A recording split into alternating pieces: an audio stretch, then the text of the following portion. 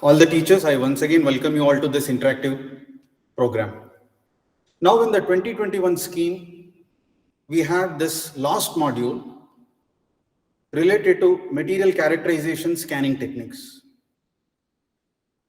We have different types of electron microscopes, starting from transmission electron microscope, scanning electron microscope, scanning tunneling electron microscope, atomic force microscope, Fourier transform infrared microscopy, X-ray photoelectron microscopy. So today we will see how these devices are constructed, how do they work, what is their working principle. To begin with, I start with electron microscope. All of you may have done research in this field. I have not done research on this field. I am going to share with you the e-books on these materials which will be helpful to study, understand, and gather more information. So I begin with first type of electron microscope, transmission electron microscope 10. Is this board visible? Are you seeing reverse image here? Mirror Yes, sir. Reverse ಕಾಣಿಸ್ತಾ ಇದೆ, sir. Reverse image. Okay. If I stop presenting, it may look better. Now it's okay? Sir. All of you have to pin me to see bigger screen. Full screen image it to get. Please pin me. Go to my name there. Pin me. You will see big screen. Transmission electron microscope. In the syllabus, it is mentioned working to begin with construction principle, working applications. What is the difference between transmission and scanning electron microscopes? Why do we have variety of electron microscopes? After having studied these things, what I realize is each microscope uses a particular type of interaction mechanism with the sample. Our purpose is to study the surface topology of materials, nanomaterials. So to study the surface structure, internal structure, we need a probe. Normal microscopes use light. In electron microscopes, we use beam of electron, which possess wave nature. So when a beam of electron meets the sample atoms, there are several processes that can occur. The first process is the beam can pass through the sample. If the sample is very thin, that is the case in this transmission electron microscope. The beam of electron, when it meets the sample, if it is very thin sample, if the energy of the electrons is say 50 to 100, 200 kilo electron volt, then those electrons have enough energy to pass through this thin sample and come out. Now, when they pass through this sample, these electrons interact with atoms. They may lose their kinetic energy. The electrons emerging will have lesser kinetic energy. Some of the electrons may get absorbed inside. That produces a current inside this sample. A small current in microamperes can be caused. So, to detect that, a control electronics is required. The current produced in this material due to the absorption of these electrons, right? So, in transmission electron microscope, transmission of the electron beam through the sample is possible, whereas in other microscopes, this transmission is not possible. In all other microscopes, it is surface structure or to few layers below the surface. Transmission is not recognized. So how is transmission electron microscope built? For every microscope, we have three features common. One, electron emission process, the thermionic emission. The lens system is common. Then electronics part, which receives backscattered electrons or the secondary electrons, that is also common. You may ask us, what happens to other processes? It is not just backscattering that is happening, transmission that is happening, secondary electrons that is happening. Other electrons can be released. When an electron beam is suddenly stopped here, X-rays are produced. X-ray cathodoluminescence may happen. Correct? So there are several competing processes that occur when electron beams meet this. Electron microscopes make use of secondary electrons that are produced from the sample, which are knocked out by the collision with incident electrons. We also use the backscattered electrons, the incident beam electrons that interact with the heavy nucleus, undergo elastic scattering and get scattered. So electron microscopes mostly use backscattered electrons or secondary electrons, whereas the remaining effects such as other electrons released from sample atoms, X-rays may be produced. Like that, there are so many interactions that are possible. In electron microscopes, backscattered, secondary and transmission electrons are being probed. Those carry a lot of information about the impurities in the sample, surface structure, binding energy of the atoms. All this can be understood through analyzing backscattered electrons, secondary electrons, and the current that is transmitted. Right? So now I take up the construction working of transmission electron microscopes. How do we broadly look at the construction working across all microscopes? And kindly feel free to ask questions. Whatever I am aware about, I can always discuss. We can refer books and continue to update ourselves. I have sent a mail on the materials for all the 5 modules where syllabus has been revised. Kindly refer that and ask questions based on that, which will help me to improve the material. Second, we will always welcome questions from you, critical suggestions, which can always be improved. So anybody who has not received the mail today at 9:25, Dr. Pandrakappa sir, I think your email ID I did not have. Kindly post it in the chat window. I will send that mail. Please go through that mail. That is quite informative. And apart from that, let us also discuss any other questions that arise in your mind. So to begin with, I'm starting from transmission electron microscope. What is the block diagram?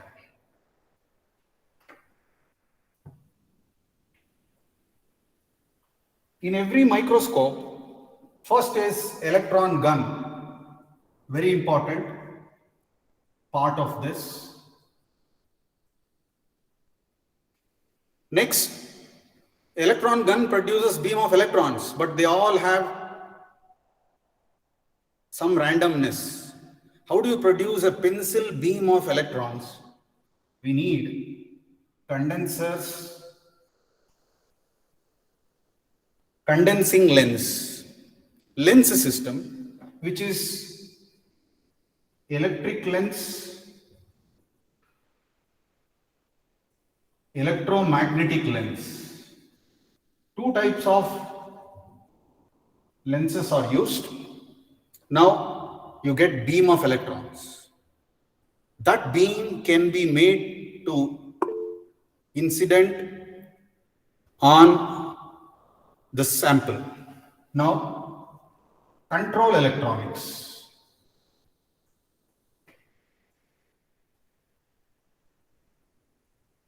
These 3 are common to most of the microscopes except atomic force microscope. All other microscopes use all these techniques. So these 3 are common. So we need to have sound knowledge of these mechanisms. Now an electron gun will produce electrons. So what are the different ways of producing electron? Photoelectric emission. The general method is thermionic emission. So most of the microscopes use thermionic emission method to produce electrons. What is this method? Heating a material to a temperature which causes emission of electrons from the Fermi level. All of us know in our electrical conductivity chapter, we explain students about Fermi energy. So if I take tungsten, which is a good filament to emit electrons, for tungsten, if this is Fermi level, to reach the surface, in order for electrons to really get released, they need to reach the surface. The work function here required is around 4.5 eV. This is for tungsten. Tungsten filament is one that is used. Lanthanum hexaboride is also used. It has lesser work function, but it gets oxidized if it comes in contact with oxygen. So vacuum is necessary in transmission electron microscope to prevent oxidation of the emitters. Tungsten is the material that is used. Why is it preferred? It emits electrons when it is heated to around 2600 Kelvin. Its melting point is 3600 Kelvin. So 2600 Kelvin is well below the melting point. It won't get affected.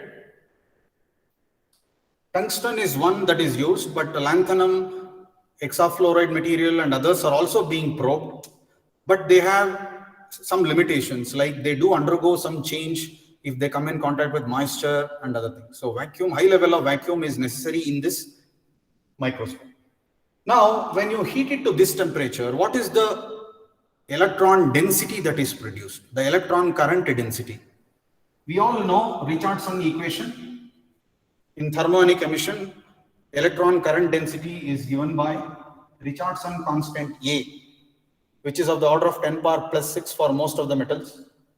T square, temperature square, e power minus 5 work function by K Boltzmann constant T temperature.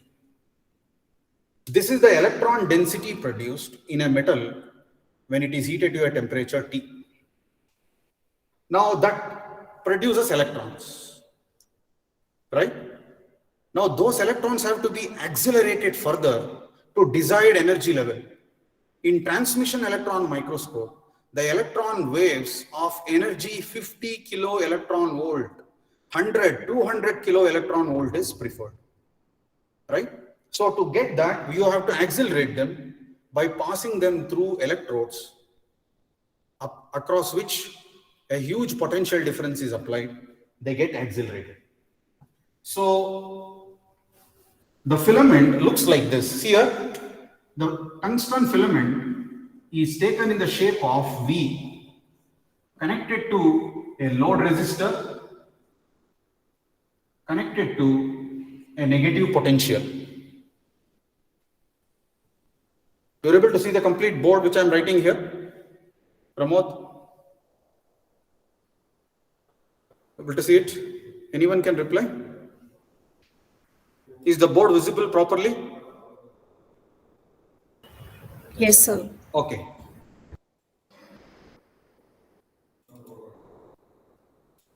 Right. Now, the tungsten filament is taken in the shape of V to make the electrons focused in one direction. This is V shape. Now, this electrons that are released are to be accelerated by using electric field across which huge voltage is applied. By adjusting this voltage, we are able to get electrons of desired energy, right? So to get 50 kilo electron volt, you have to apply high voltage. This is an accelerator. Okay. Now these electrons pass through the accelerator, and now how do you produce a narrow beam of electrons? Two lenses are possible. One is electric lens, electromagnetic lens. Both are required. Electric lens can bring the rays, electrons to a beam to some extent, whereas electromagnetic lens can do this in a better way. Electric lens, how does it work? I'll spend few minutes on electric lens. See here, imagine a capacitor. Positive plate, negative plate. Electric field inside the capacitor is in this direction. Correct? Now, suppose if you place an electron here, it experiences a force against the electric field. Correct? The electron experiences a force in this direction opposite to electric field. Am I clear? This is force experienced by an electron, F is equal to QE, kept in electric field. Now, I will change the direction of the plates. Please see. The two plates of the capacitor, now I'll make it like this. See this? This is plus, minus like this. Now, how are the electric field lines between these two plates? Positive plate to negative plate, correct? Now, electric field lines are like this. Imagine an electron comes in this direction like this. This is an electron. Okay? Moving through the electric lens. An electric lens will have conductors, cylindrical conductors across which potential difference is applied. See this? The field lines are like this. Look at the two electrons which come like this. One electron going like this, another electron coming like this. It's a diverging beam. How do we bring them together? How do you make them converge? This electron, please see, electric field is in this direction. It's tangential to this. This is electric field. So this electron experiences a force opposite to electric field. It gets deflected like this. Deflection of electrons in electric field. Electrons always experience a force opposite to electric field. An electron that is moving like this, it has some velocity. It experiences a force opposite to electric field and it gets deflected like this. Now look at this electron that is coming here. The electric field is like this. So this electron experiences a force like this. So both of them which were diverging now are brought closer like this. This is the basic way in which electric lens works. To know more about how electric lens works, please refer electromagnetic theory books, which will elaborate on electric lens, magnetic lens. So an electric lens will have a cylindrical structure with potential difference applied across the surface. Field lines would be like this. Diverging beam of electrons experience force in the electric field and get deflected like this. So you are trying to converge them. This is one functionality. Now, what is electromagnetic lens? How does it operate? It does two jobs. One, producing a beam of electron, focusing them. Second, after producing beam of electron, if this is beam of electron, this beam has to be deflected while scanning. In transmission microscope, the beam of electrons won't be deflected. Direction is fixed. Sample is fixed. Correct? In scanning electron microscope, the beam is used to scan x-axis, y-axis. It is going to scan xy plane of the sample. So the electron beam will have to be deflected like this to go to some point, another point like this, right? So the scanning electron microscope uses higher level of electromagnetic lens, which can deflect electrons. Now, do we require it in transmission? Yes. To focus them, you need a single condenser coil. Condensing lens is what generally used. Whereas in scanning electron microscope, two condensing lenses. higher degree electromagnetic lens is used to deflect the electron probe, correct? So in transmission, there is one condensing lens which will focus the beam of electrons. Now let us see how electromagnetic lens works. It is a coil of wire. I will show you a simple coil of wire.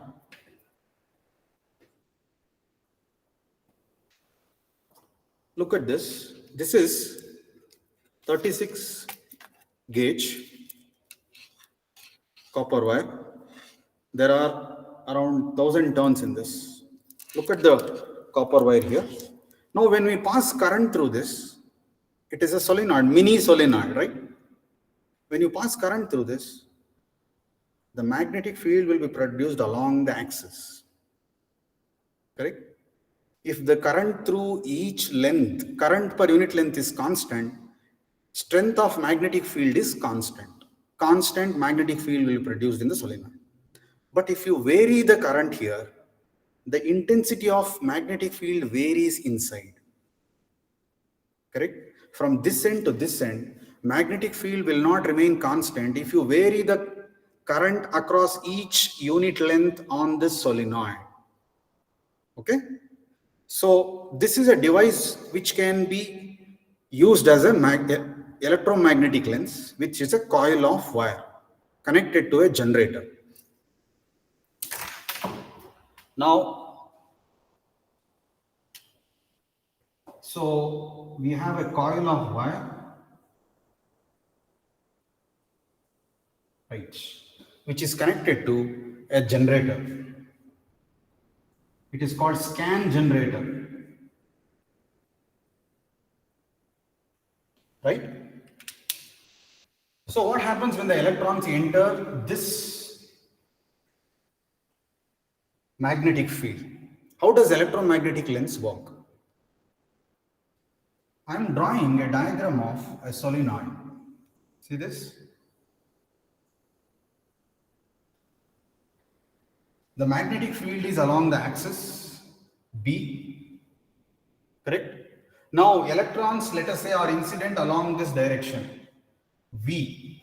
V is the velocity of the electron incident entering the magnetic lens in this direction. We know force on a charged particle moving in a magnetic field is given by F equal to E into V cross B.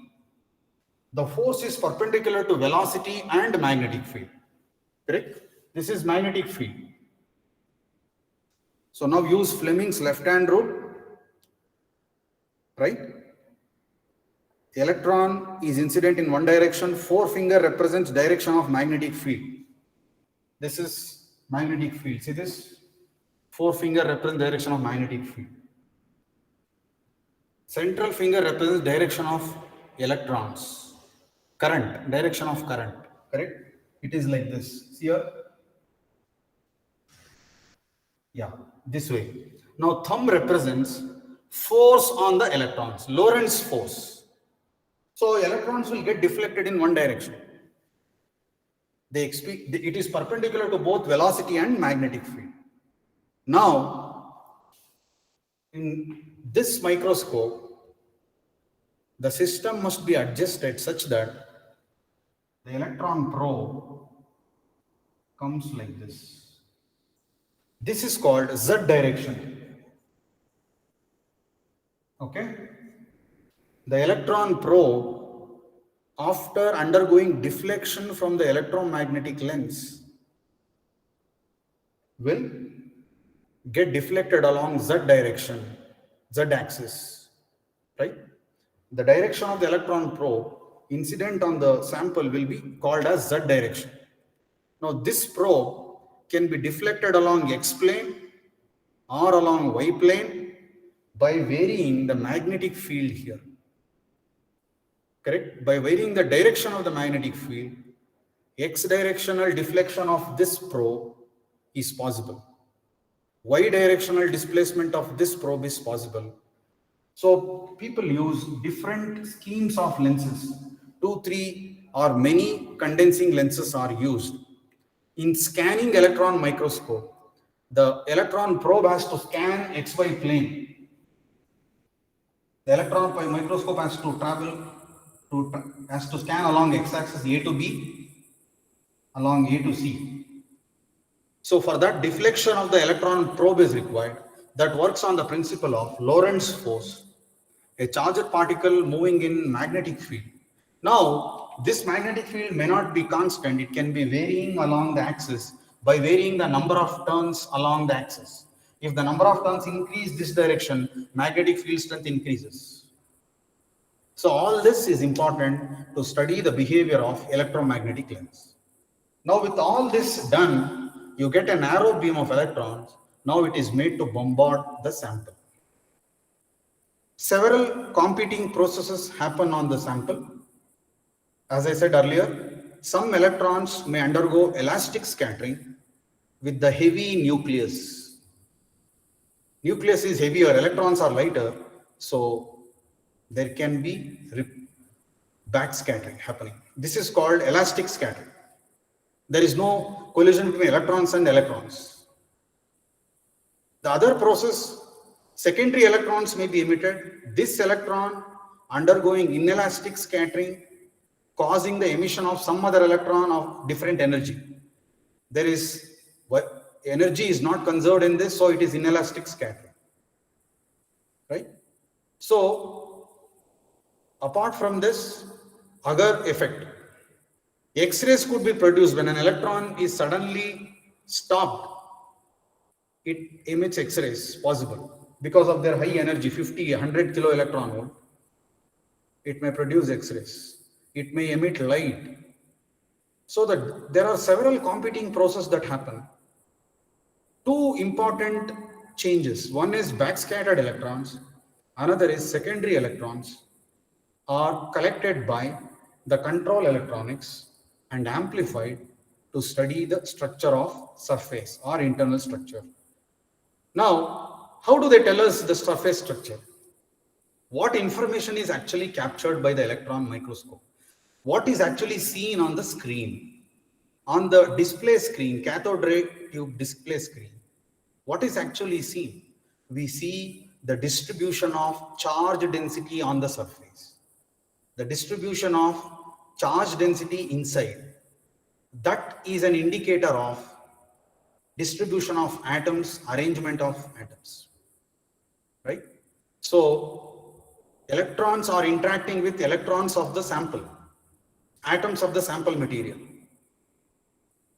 What we get to know is the charge density first. Now that is proportional to distribution of atoms, electron density, and other factors. Correct? So now control electronics. How is control electrons capturing the data?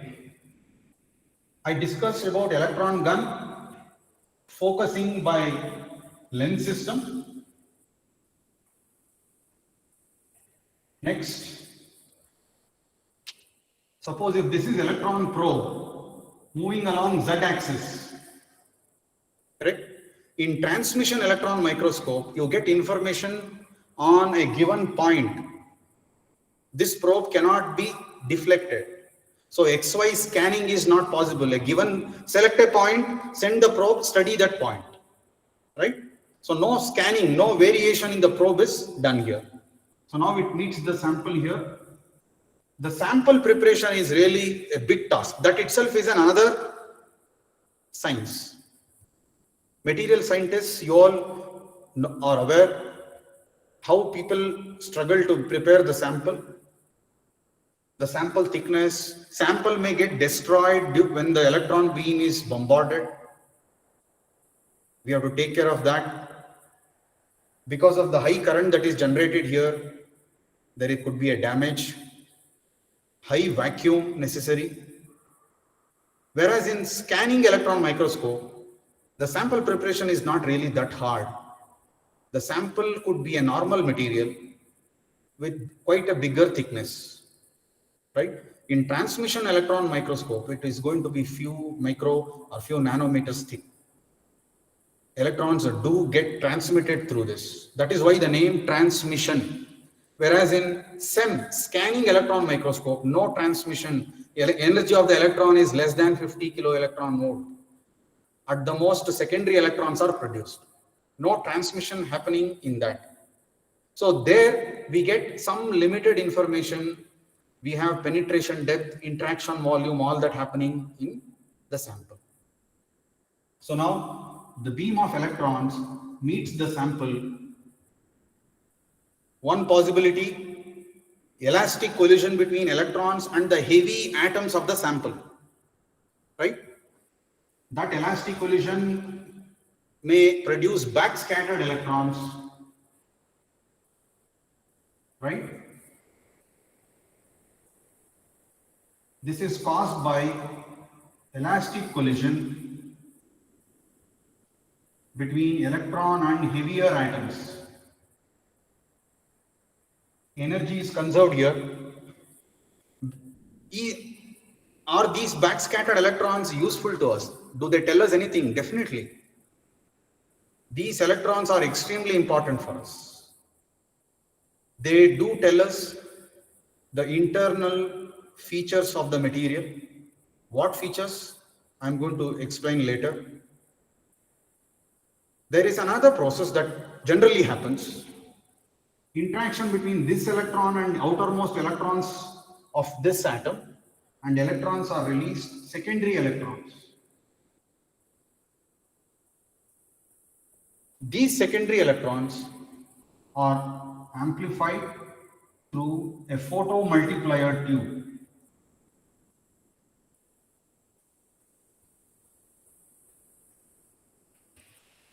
When these electrons hit the phosphor bronze material, they emit light. That light is made to fall on photo cell. Electrons are emitted, amplified, and fed to CRO display. So you have a display here.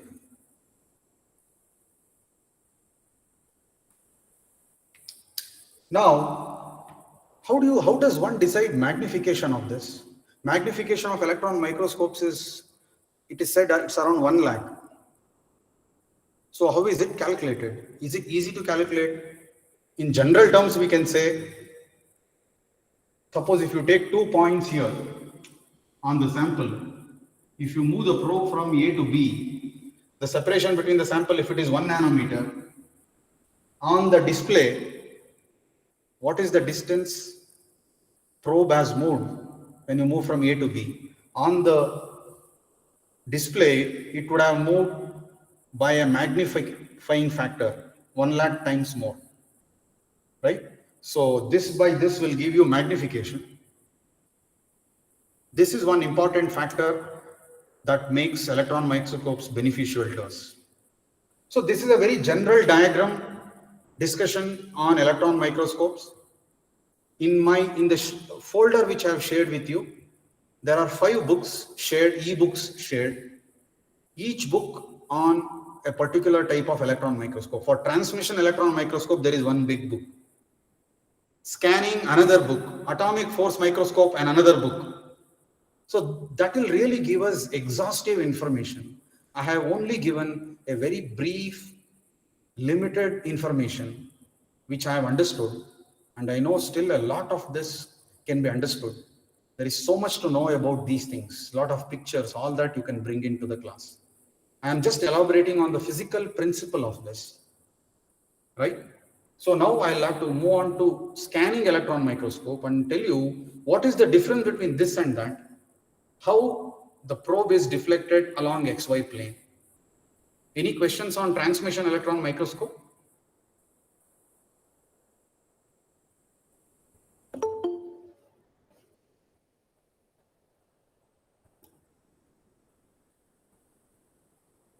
If you have questions, please write down, put it in the chat. You can ask us, we can discuss at the end also. Some of you may be knowing more than what I'm talking here. You also can share your knowledge. Now, I'll take up scanning electron microscopes.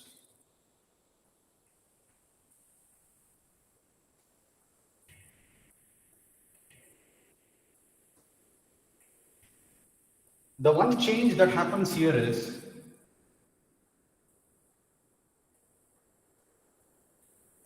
In scanning electron microscopes, the probe is, we are able to deflect the probe to see different points. If this is the sample, the probe can meet different points on the sample. You can deflect it by using magnetic lens or electromagnetic lens.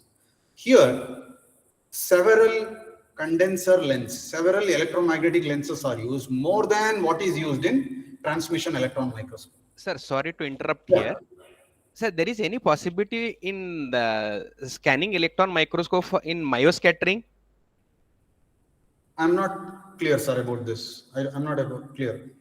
Okay, sir. Thank you, sir. But my common sense tells me there should be possible. It should be possible. There are several processes that happen. All kinds of scatterings are discussed in some of the best books. I have not just seen this word. Maybe I have missed out, but I don't have a very clear answer on this. Okay, sir. No problem, sir. Thank you. Any other question? Only this one I have doubt regarding that one, sir. So in scanning electron microscope, the condensing lenses are shown like this, 2, 3 or many lenses. The electron probe passing through this can go to position A, go to position B, then come here, go to position C, go to position D. It traverses along X plane, Y plane, deflection. This is Z direction, normal direction. Okay. Now by varying the current in this, by changing the magnetic field in the condenser coil, scan coils they are called,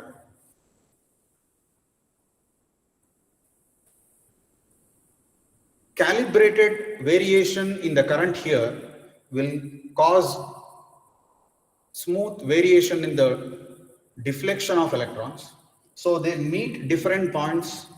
And what happens when these electrons meet this? The electron energy is around 30 kilo electron volt here. This is the first change comparison between transmission and scanning electron microscopes. There it was 100 to 200 kilo electron volt, high energy. They pass through. It is likely that electron beams pass through the sample. Here, the electrons enter the sample. Backscattering and secondary electrons emission are the major processes. There are other minor processes that do happen. Now, no transmission available here. Electron beam is deflected along x-axis, y-axis using Lorentz force by varying the current in this coils. Right? So now an electron comes here. For variation of for their deflection, you use scan coils. Second difference between transmission electron microscope and scanning is more electromagnetic lenses are used here.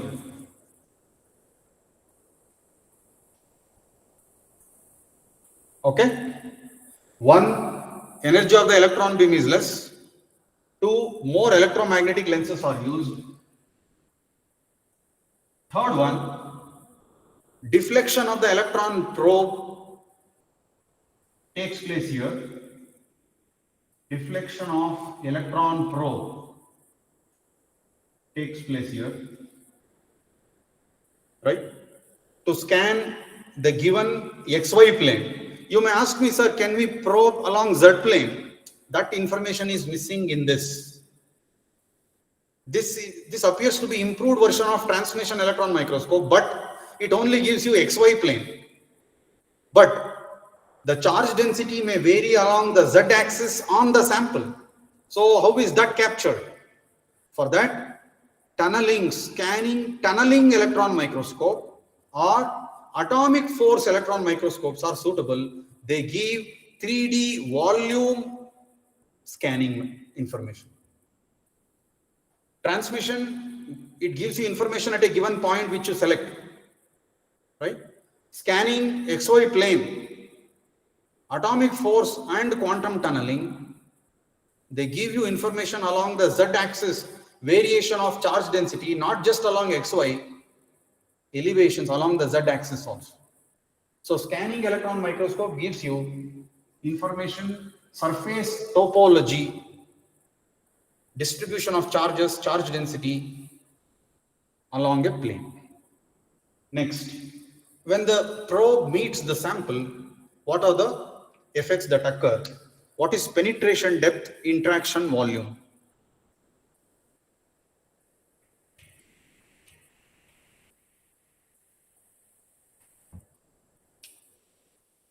So this is the beam electron probe. Now the beam has less energy, around 30 kilo electron volt or even less. Let us say it reaches here, and here its kinetic energy is completely lost. It's completely absorbed. Secondary electrons may be emitted from that energy, right?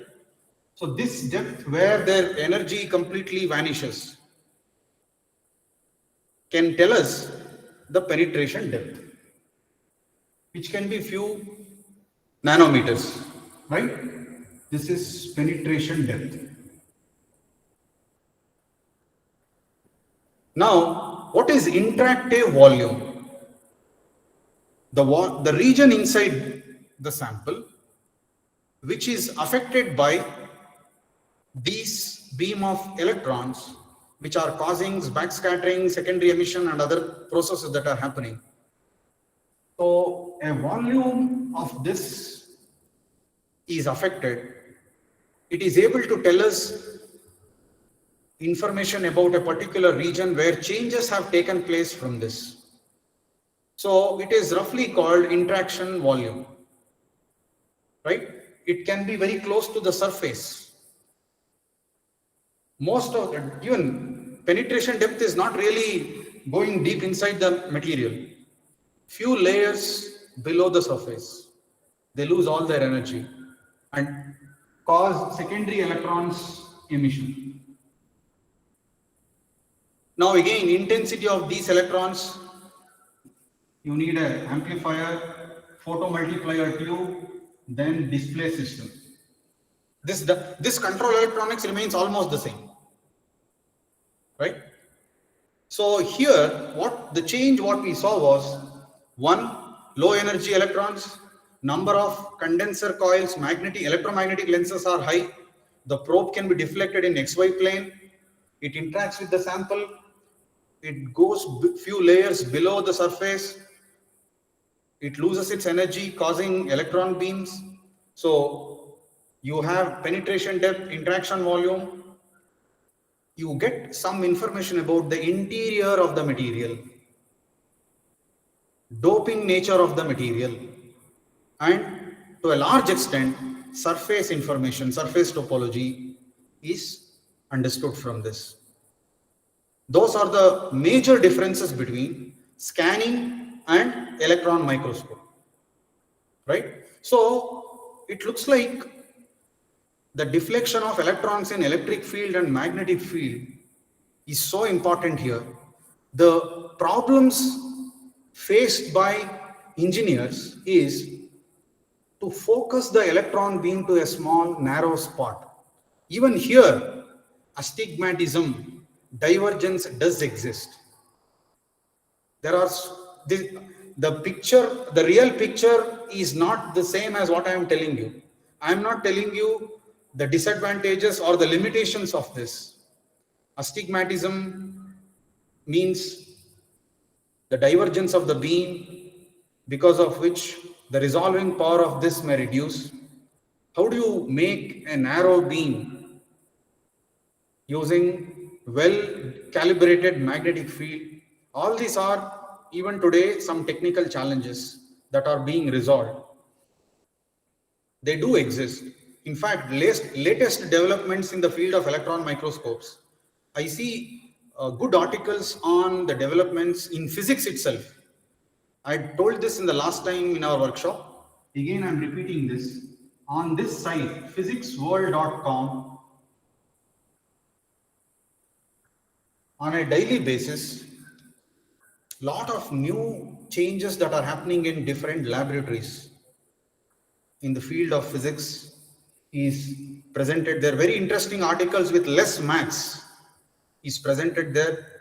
You can search and find out interesting developments that are happening across the best labs. IBM has electron microscope lab, and other Google has electron microscope lab.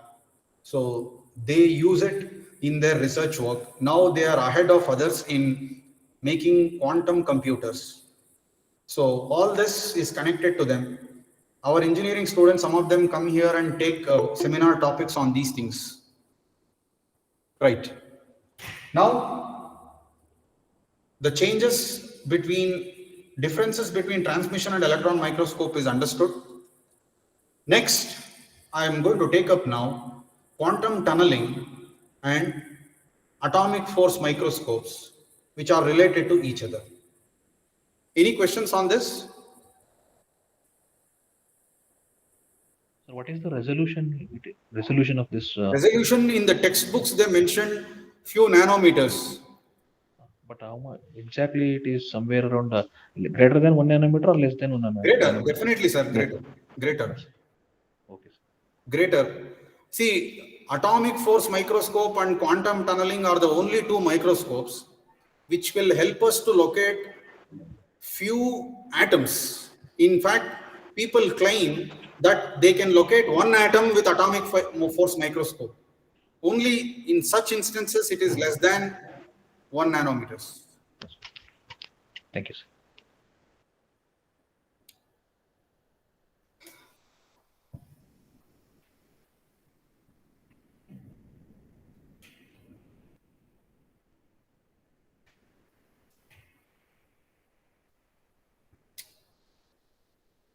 Now, scanning, tunneling, electron microscope.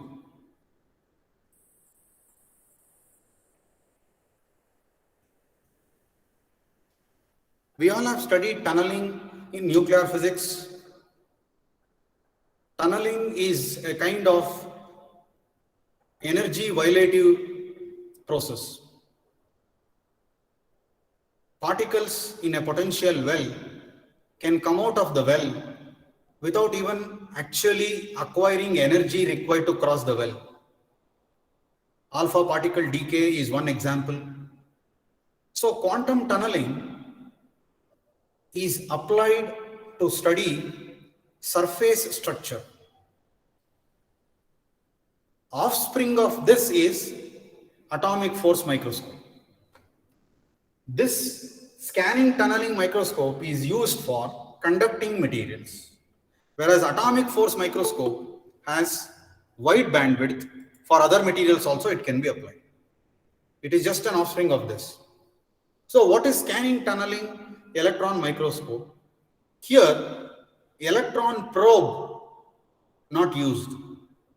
Electron probe is not used, so no focusing problem, electron lens, electromagnetic lens, no. Here, a sharp tip, metal tip is used to probe the surface. For example, imagine this cantilever.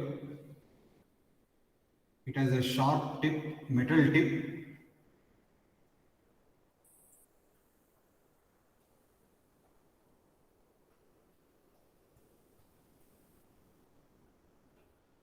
Right?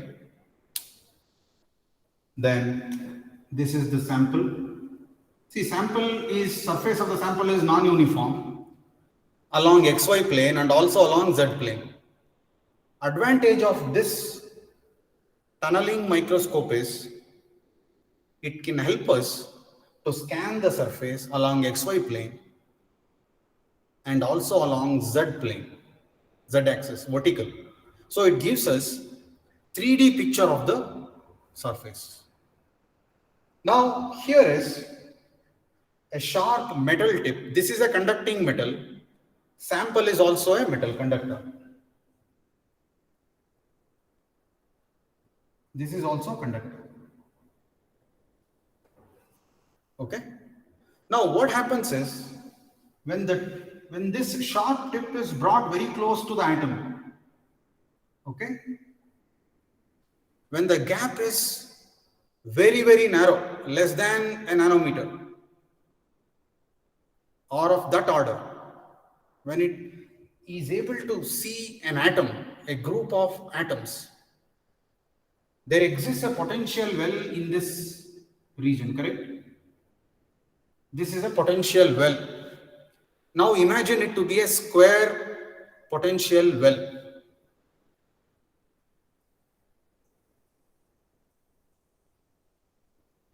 Finite potential well. Now, under such circumstances, electrons are able to cross the barrier and move to the other side. From the tip, electrons move from the tip to sample. It happens with metals, conductors. If the sample is not a good conductor, then can we use it? Atomic force microscope is a good choice. So, the quantum tunneling process has to be understood. Without acquiring the energy, it is possible in physics for the particles to cross the energy barrier. Now apply Schrodinger equation to know the wave function e power I k z, which may not be there in the syllabus, but this is what we have studied earlier in nuclear physics, quantum mechanics.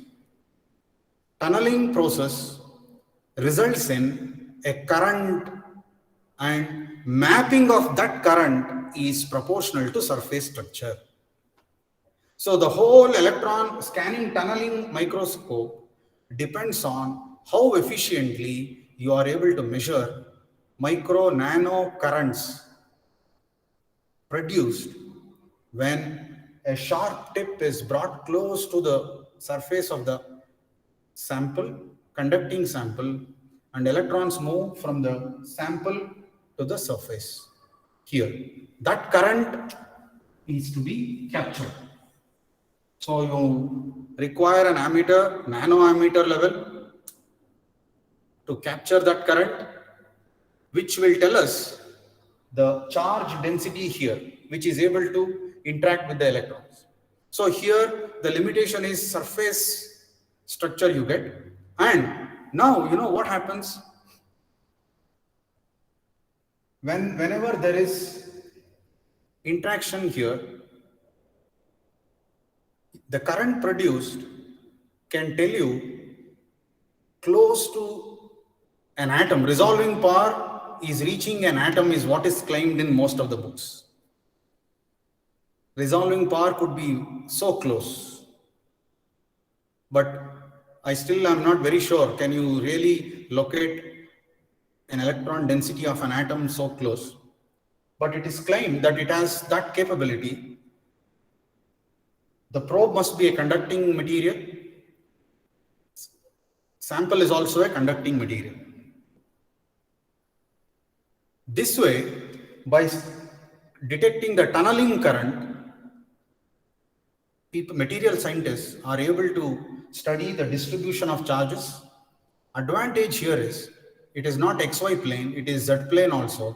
These elevations are representing the non-uniform distribution of the charges on the surface. Now, there is one practice that is followed by material science engineers.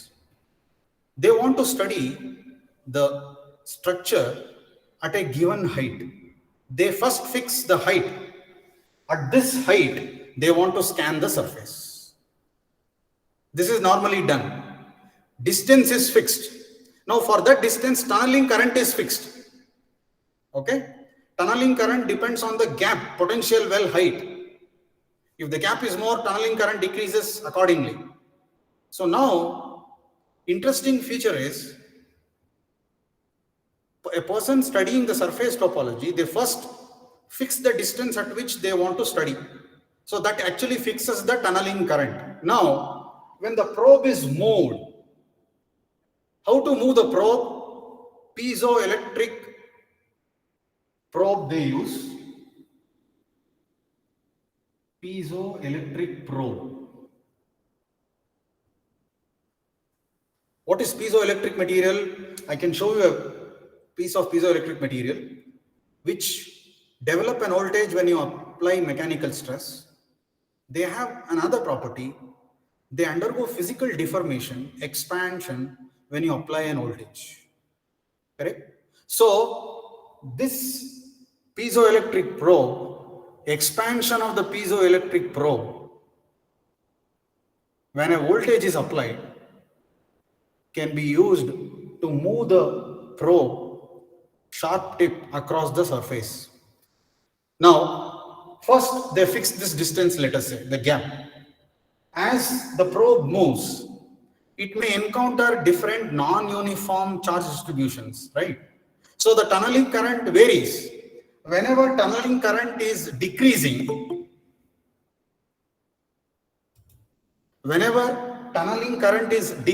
it means the gap between the metal tip and the surface is increasing. So the tunneling current reduces, that is fed back to the piezoelectric probe, which brings the probe down. Understand this? First they fix the distance at which they want to study at a given distance. That is a measure of a given tunneling current for that material. Now, as the probe is moving, it experiences non-uniform charge densities, atomic distribution on the surface. So the tunneling current also will vary. Whenever tunneling current is decreasing, it means the probe and the surface gap is increasing. This tunneling current variation is fed back. There is a feedback mechanism to the piezoelectric sensor, which takes a suitable change, which modifies its motion and brings the probe closer. If the tunneling current is increasing, it makes it move up. So the variation in the piezoelectric motion is a measure of sample topology. Variation in the piezoelectric voltage, which is the result of tunneling current variation, is an indicative of structure of the surface. Even in atomic force microscope, the distance is kept constant. For that distance, what is the information that is available across the surface, including 3D? So scanning tunneling microscope uses tunneling of electron through a gap, through a potential well, and causing a current. The current for a given surface, for a given separation distance, is known in advance. So they study the surface, they scan the surface, keeping distance constant. The separation constant means the potential well is kept constant. Okay, the height of the potential barrier is determining the tunneling current. So the quantum mechanical tunneling process is giving information on the material surface. I told you, since this is limited to conducting tip and conducting sample, if this is an insulator, electrons cannot flow. So there is a limitation. So now engineers have been able to devise atomic force microscope, which has a deflecting cantilever, and conductivity is not a condition. It can be applicable for any surface. I will now show you the changes between this and atomic force microscope. Any questions here? Sir, excuse me, sir. Yeah. Sir, how you differentiate between tunneling and transmission? Okay. Now, in this case. Yeah. See here, tunneling is flow of electrons in the gap, in the vacuum, in the potential well. This well is, say, 1 nanometer, right?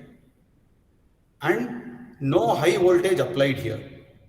It is a natural quantum mechanical process. No acceleration of electrons. Nothing. Electrons on their own are able to tunnel through. Whereas in transmission electron microscope, electrons are of energy 200 kilo electron volt. When passing through the sample of thickness varying from few hundred nanometers, correct? So they pass through the material, cause a change inside the material, and the current here is huge. The tunneling current, if it is nanoamperes, this will be in microamperes, right? So in the transmission electron microscope, tunneling is not happening because there is no potential well across which the electrons have to cross the barrier. They just interact with the atoms here, lose energy. Some of them may escape, some of them may lose energy inside.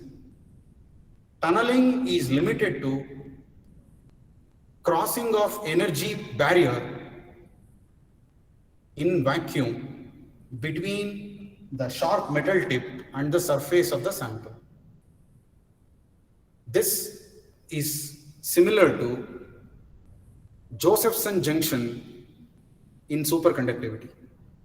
Yes, yes, that's what I was thinking, that Yeah. there is also be a question that in Josephson function tunneling That's effect. Yes, yes. Right. Earlier it was there in VTU syllabus. Yes, yes, yes, yes. That's the same thing. Yeah, in when superconductivity syllabus was there. Yes. Okay, sir. Thank you, sir. Sir, I have a question. Yeah, madam. So, sir, the energy remains same in case of the tunneling effect. The energy of electron that is tunneled, it remains same, right, sir? Okay. Now, the electrons are crossing the barrier, but there is no source of energy for electrons. They move from this side to this side. After so many collisions, all this can happen. There is no external energy supply for the electrons here. They tend to move, cross the barrier, and are able to jump across. There is no external source, so energy of the electrons has not changed. Okay, sir, thank you. And sir, these are the electrons that are hopping from one atom to another and they are producing the current, sir?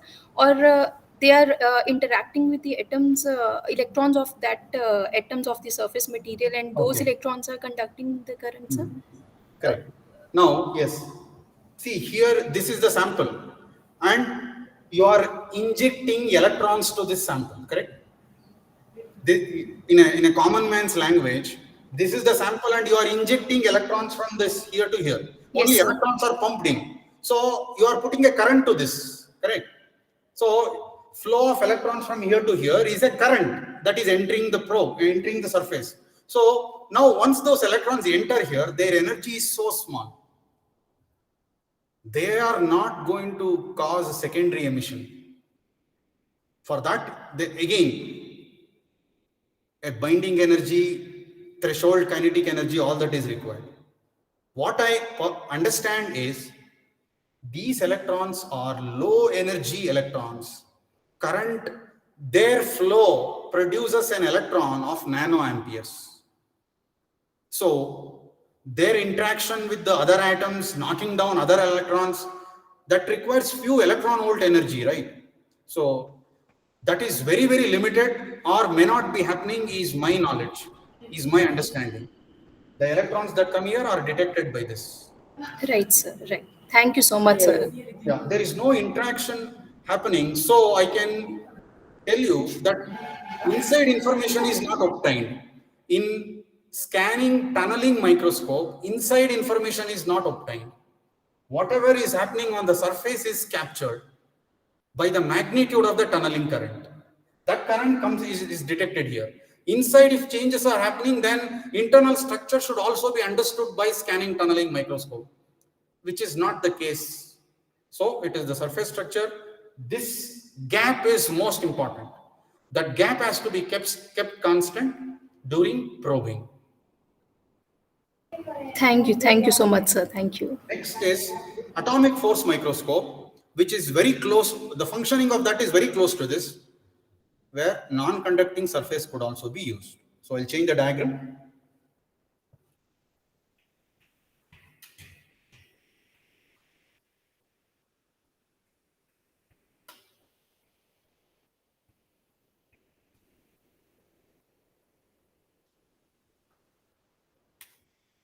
So an atomic force microscope has a gold foil acting like a cantilever, which undergoes bending. Here also there is a sharp tip and, as usual, a sample.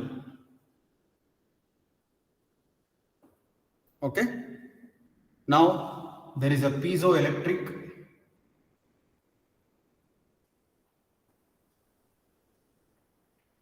sensor. This is force sensor. Okay. Next, here is a laser beam which falls on this, deflected, is detected through a detector.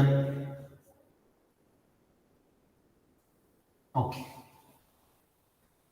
Now here, in the atomic force microscope, the probe experiences mechanical force due to the charges here. Okay. And tunneling is not happening. Right? Tunneling is not happening, no current flow. Both of them could be non-conducting. Right? No electron flow between these two. No tunneling happening. Then what is happening? Now again, this atomic force microscope has a very elastic cantilever attached to the tip. This is called force sensor. It is able to experience nano-Newton force and shows deflection and shows bending. Such a very feeble device. Very thin gold foil could work like this. It is called as force sensor because it undergoes change when even nano level force acts on it. Right. Now the probe, when it is brought close to the surface of the sample, you have atom on the tip of this here and atoms here. They start acting, interacting through an electrostatic force. Right? There is no exchange of electrons. Now, no quantum tunneling case. But this interaction between the two atoms on the sample and the tip will cause a force depending on the distance between them. Imagine this probe now comes here. It remains at same height. Okay, here.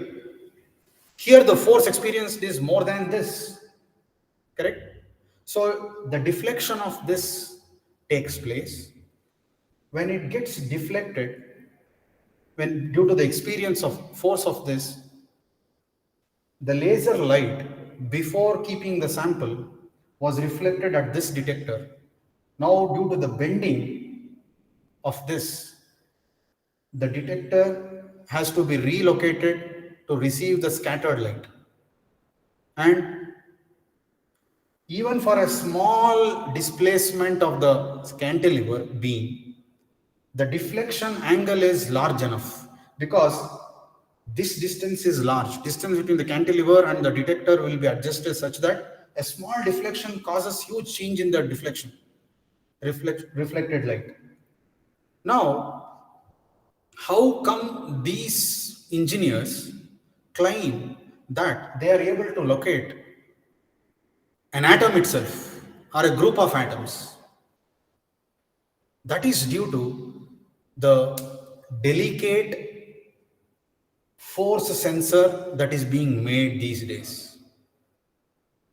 One important thing to be taken care is this works when there are no vibrations of any sort.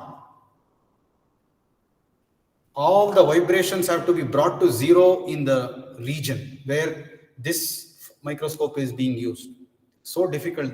There should not be any minute vibrations.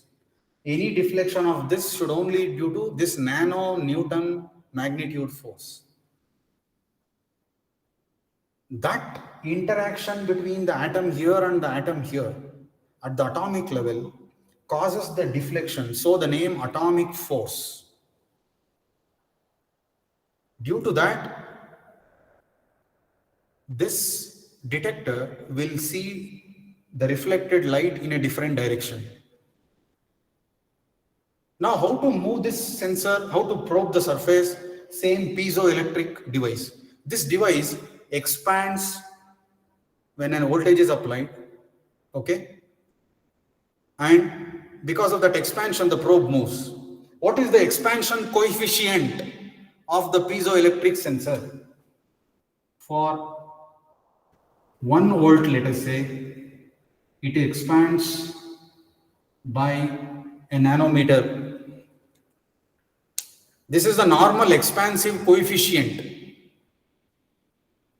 You see in 1 nanometer expansion if you apply a voltage. So the calibration is already known. Now, what happens when it encounters this kind of non-uniform charge distribution? Same as previous tunneling microscope, the engineers, the material scientists, first, before the experiment, they specify what height they are going to scan. They decide that. So they know the height and they know the magnitude of the force at that height. If it is plane surface, force remaining constant. Now the probe starts moving. If it changes, if it experiences a charge distribution, it bends, it changes, it deflects. Now, depending on this deflection, a feedback mechanism is in place which changes the piezoelectric voltage to bring the probe upwards, away from the sample if the deflection is reducing in one direction. Correct? There can be attraction or repulsion, non-uniform forces are in place. So if the probe is going closer, then again piezoelectric voltage has to be adjusted to bring it to normal height. If the probe is moving upper, then it has to be brought down. It experiences non-uniform force on the surface. Based on that deflection, the piezoelectric sensor takes corrective steps to keep the height at a common level. Yeah. And they map the surface at a given level. So the distance between the probe and the surface is to be kept constant throughout the surface. To keep that constant, the feedback mechanism will vary the voltage here. That variation in the piezoelectric voltage is a measure of variation on the surface.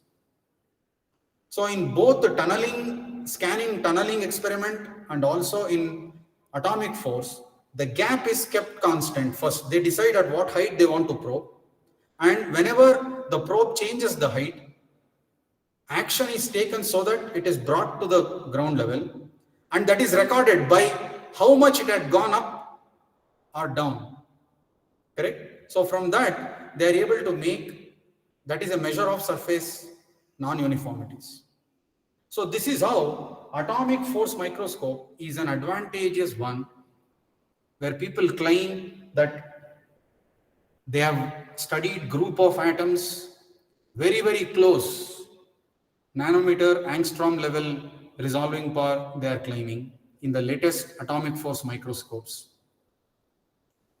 One limitation is you should be very careful about vibrations, which is so difficult to avoid.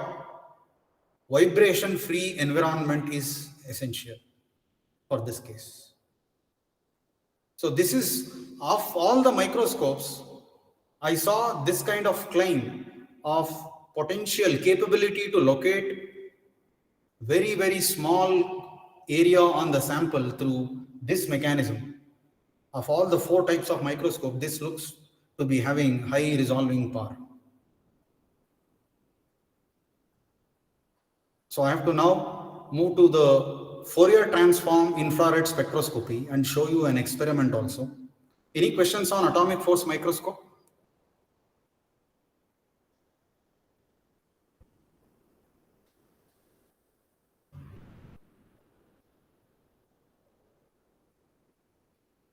Okay. So Fourier transform infrared microscopy looks interesting. It uses maths, Fourier analysis, Fourier series, Fourier transforms. It uses physics, interference, Michelson interferometer setup, and spectroscopy techniques. All 3 are combined.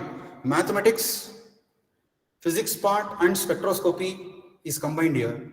It's an interesting thing. We should share this with our maths teachers who teach Fourier series, Fourier applications. Fourier transforms. Looks, interference is like acting like a Fourier transform. This is what I'm realizing now. The light passing through Young's double slit produces fringes is equivalent to mathematically Fourier transform operation. In Fourier transform, you get one wave represented by so many n number of waves. So Fourier analysis is very useful in this case. We are going to discuss that now, and also we will show you how you can show interference in the classroom. See, explaining like this in the classroom will not make students get interested towards this topic unless they see something, pictures, experiments. So interferogram, the word interferogram, similar to hologram, is used here. So we can develop a simple method to understand interference. So I'll briefly elaborate on the principle and then show you that experiment. Okay?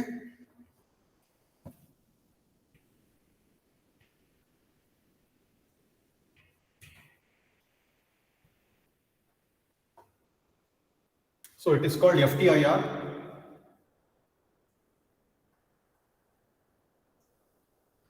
Fourier transform infrared spectroscopy. Infrared waves, all of you are aware, their wavelength greater than red, far infrared, near infrared, 400 centimeter inverse wavelength range, all that you are aware. Infrared waves are more useful because atoms and molecules easily absorb them. Molecules. So infrared spectroscopy is a very useful branch in material science. All of you are aware of it. How is that infrared microscopy is combined with Fourier transform is what we are going to discuss now. Let us see what is Fourier transform, what is Fourier series. As a physics teacher, what have I understood from this?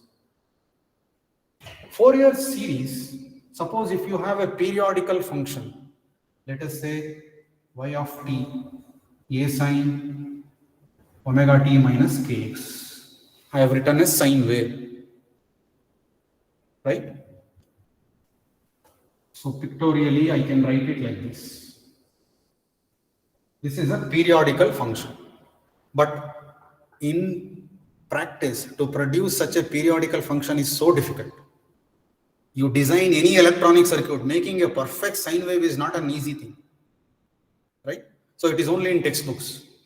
Now you have a wave, periodical wave. It has a definite period. Now, Fourier series tells us that this function can be shown as summation of large number of functions. Large number of waves means what? See this? This is one wave which I am showing you. Like this,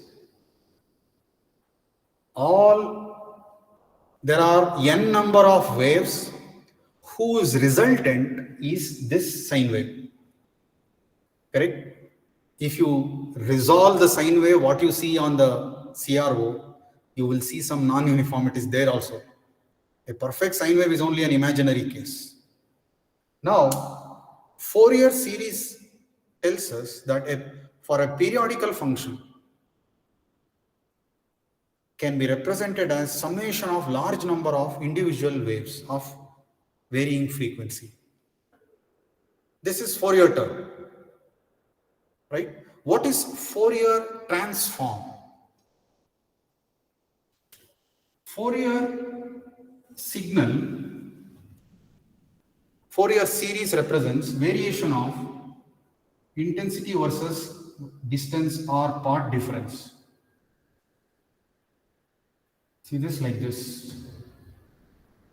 Fourier transform tells us intensity versus frequency. If you have digital storage oscilloscope in your lab, please supply a sine wave, give it as input to digital storage oscilloscope, select sine waves, select Fourier transform there. What it shows is the frequencies present in this wave. This is variation of intensity versus time versus path difference, some variable. This is intensity versus different frequencies. Now let us say I am talking now. Give me a microphone. From the microphone, connect the electrical signals to CRO. You know what it shows? As when you apply, select Fourier transform on the digital storage, it shows all the frequencies produced by my vocal cord. When I have tested it, I saw from 20 to 300 hertz. Correct? Audible range is 20 to 2000 or some narrow range. But our vocal cord is generally producing in this range, up to 300 hertz. So to know the frequencies in a given wave, you need time domain. Correct? So you have intensity versus frequencies. This transformation can be done mathematically by Fourier series.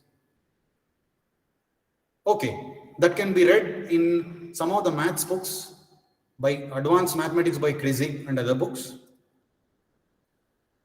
Now, how is this used in this electron microscopy?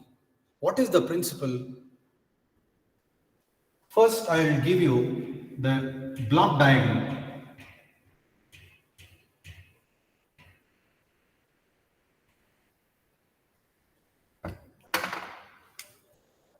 An infrared light source is required.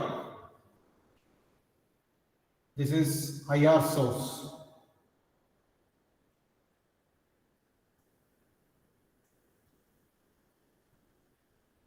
Okay. And now Michelson interferometer setup. You all know interference setup. Light, this infrared beam falls on beam splitter.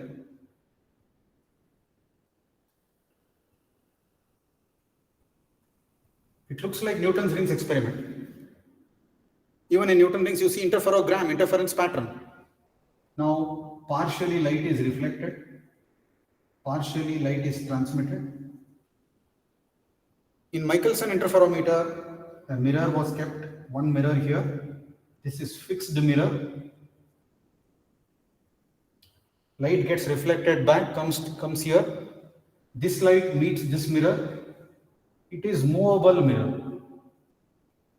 Why movable mirror? We can move it away this way to create path difference between these two rays. This is movable mirror. Now the two rays get reflected, come here, they combine vectorially, and now they pass through the sample. Molecules absorb their characteristic beam. Some frequencies they absorb, right? Molecules. This is the sample. And then it comes here on the screen, interference pattern is formed. This is called interferogram.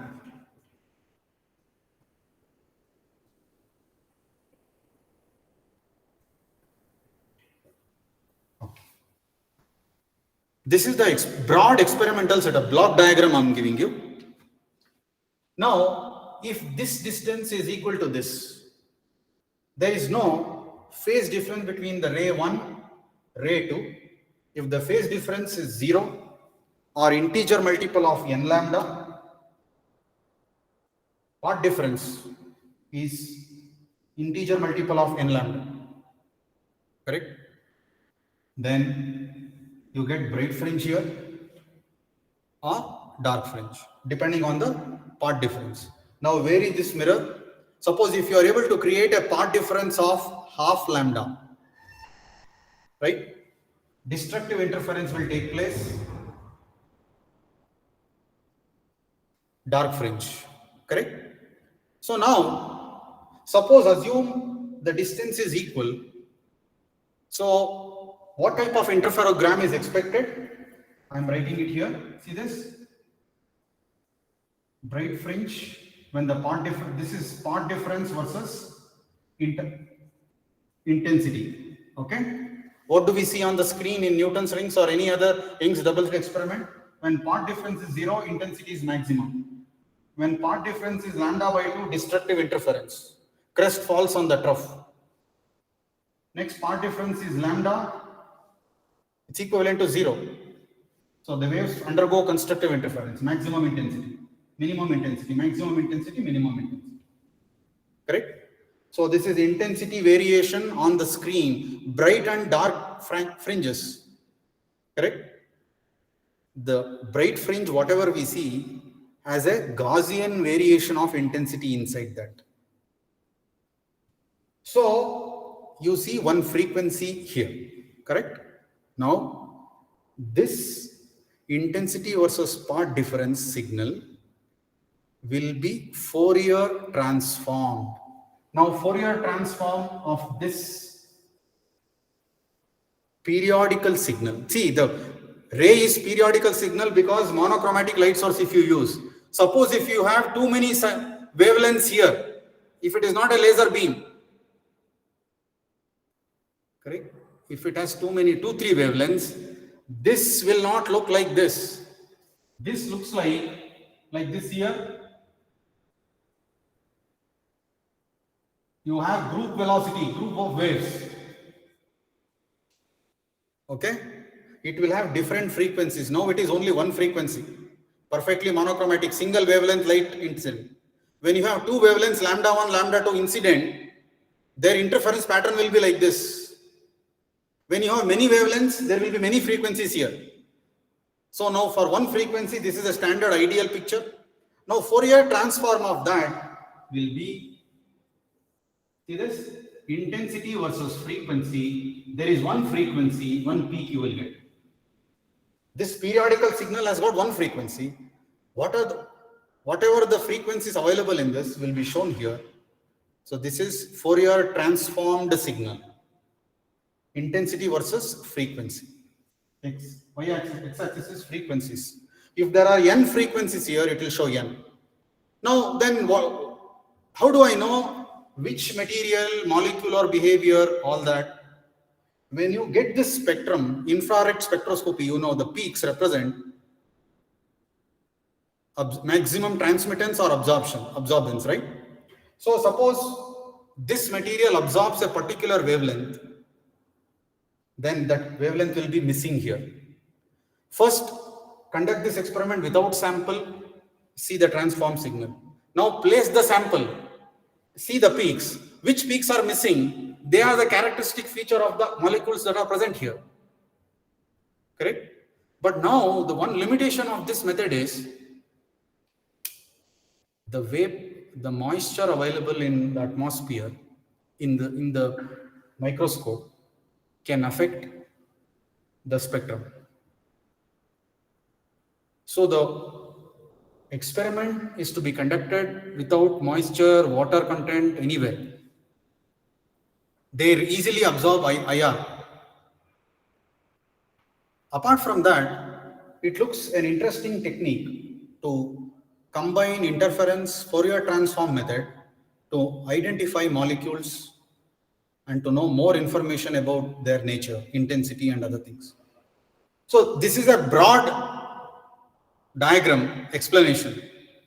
There is one book on this which dwells on it, gives you more information and why this is movable mirror. In the formula to calculate the frequencies in this, they use velocity of the mirror also. The mirror is used to create a calibration method. By moving the mirror at different distances, we know what changes happen on the screen. So that can be used as a standard. For different wavelengths, for different part differences, we should have a table, right? For this part difference, this is the intensity pattern without the sample. So when you do that with sample, you get the real picture. So movable mirror is one change that has happened from Michelson interferometer to FTIR. So Fourier transform, now it looks so interesting. It changes intensity part difference plot to frequency plot. So if you can read more on Fourier series, Fourier transform, it will really be interesting. Students study this in third semester. Krezig book gives some information on this. So this is how the rough working of FTIR takes place. Any questions on this?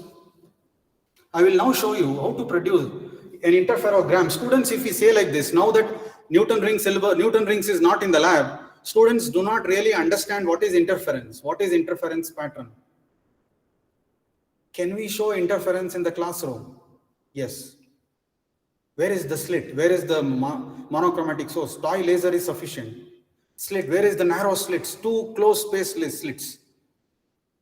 Very easy to make. You can make it by yourself. See this? Take a plastic plate or any other plate with a hole here. Okay? Now, I will use insulation tape to create a narrow slit. I'll take two strips, paste it here, cover the hole, and leave a small gap between them. You get a straight line, one single slit. You want two slits? Put one other strip, narrow strip of this tape here between the slits. You get two.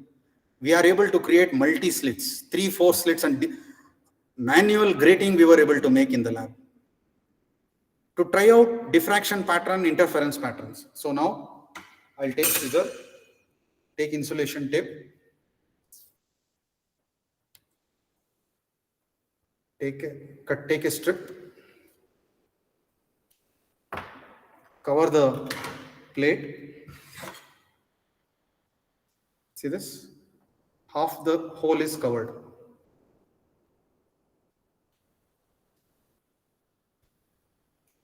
Here, okay?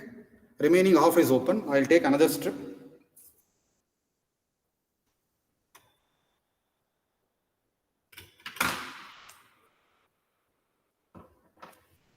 See this? Another strip.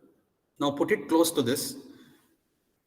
Calibrate slowly, and the slit width should be very, very narrow. So hold it against the window and see a narrow gap. Very, very narrow. See, do you see any gap here? No gap, right? Very narrow gap I'm able to see when I look at the window. Yeah. I see some light. I don't know. Are you able to see some gap here? Small gap.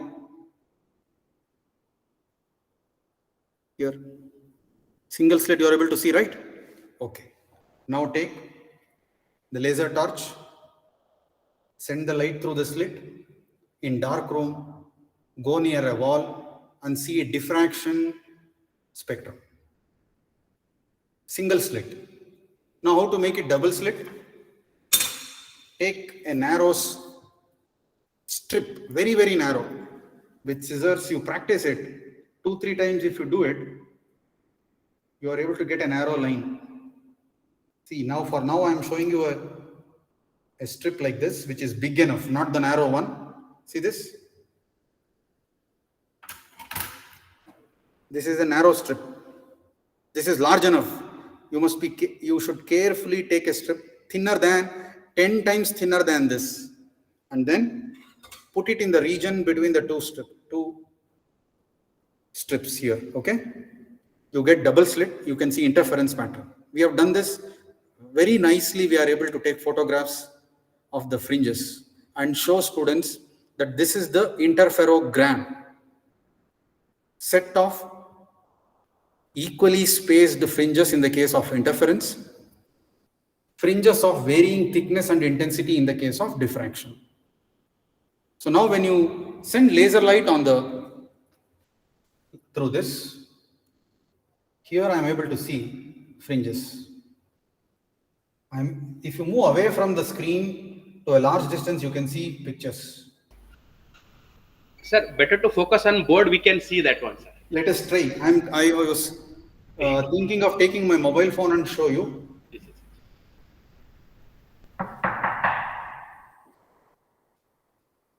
You can just see interference pattern.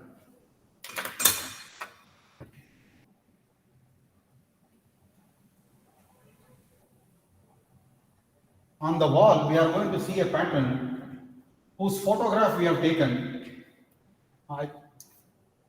like this. See here? Now there, can you see diffraction spectrum? If it is not bright enough, keep watching. I am able to see it. Are you able to see diffraction pattern? I am able to see central bright spot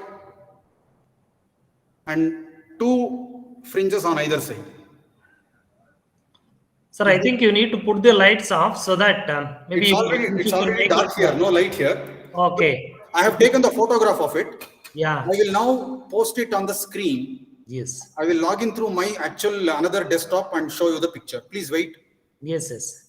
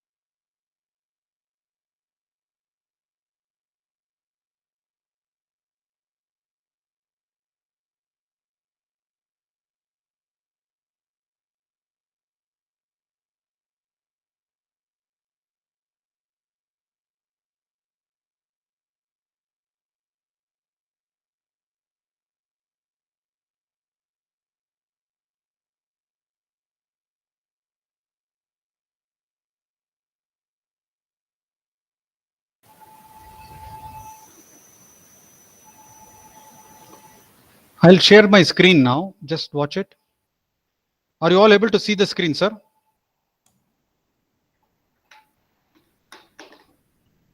Please click pin me second name. Two Ravisha are there. Second one you click it. Do you see my screen? I am Yes, presenting sir. the picture. Interference pattern I am presenting. First one is diffraction pattern. I am magnifying it. Observe it. Left side, this is the diffraction pattern we see on this screen. Central one is interference pattern. Two slits with laser light. This is how you get interferogram. Fringes of equal intensity, equal width. Whereas for diffraction, see, central bright fringe is maximum. Other fringes are having decreased intensity and width. With white light, sodium lamp, see, this is how we got interference fringes of equal width. So this is right side is interference fringes of equal width. Left side, this one is diffraction fringe, central bright fringe, on either side fringes of lesser thickness fringe width. So these are the pictures we got from this itself. Very nice, sir. You can make manually single slit. Our faculty have made 4 slits now and a manual artificial grating. So from that, we are able to show students the actual grating spectrum and our manual grating spectrum. So they're able to understand in live what is really diffraction interference. Okay, so I'll stop this and I'll come back there.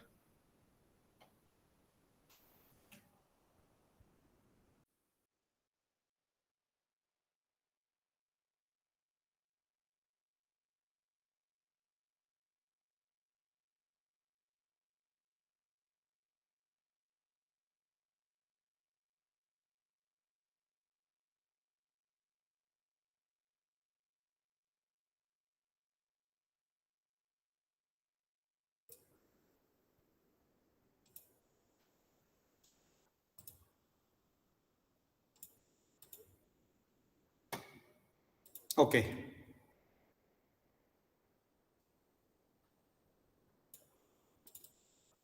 So any questions on Fourier transform, infrared microscopy?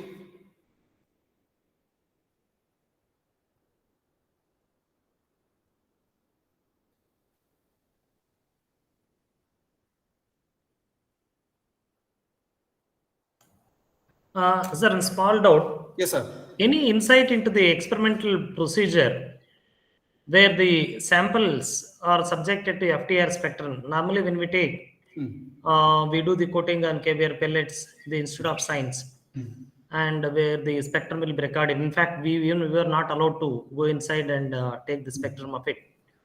So generally, when we teach students, it will have some curiosity to know how exactly the spectrum will be recorded.